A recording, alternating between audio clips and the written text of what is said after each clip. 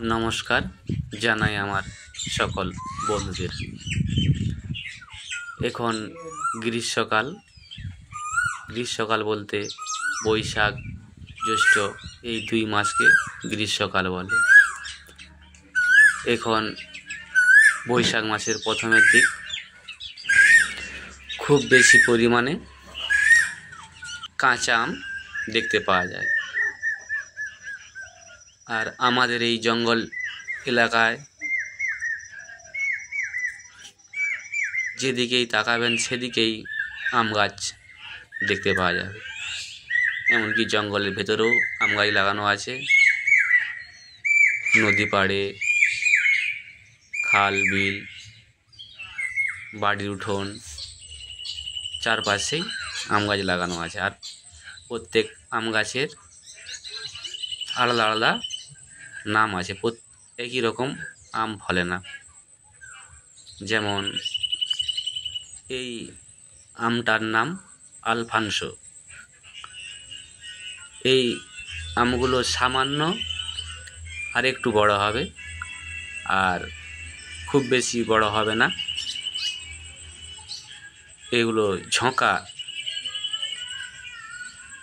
একসঙ্গে অনেকগুলো করে থাকে। পাকলে এই আমটা খেতে খুব সুস্বাদু এবং খুব মিষ্টি লাগে।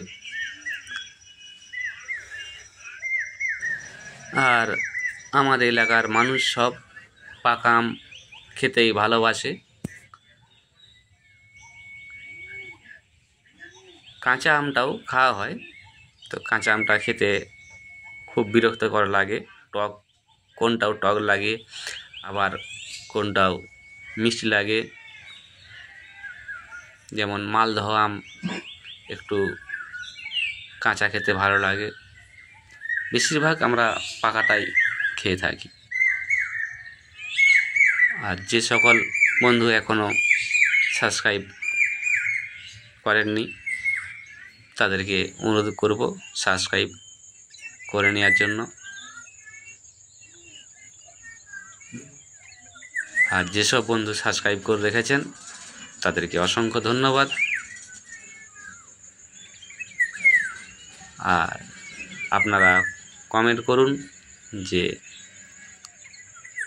আর কি আম দেখতে চান। আমাদের এলাকায় যদি সে আম থাকে তাহলে অবশ্যই সে আম এবং তার গাছটি আপনাদেরকে দেখাবো। ধন্যবাদ।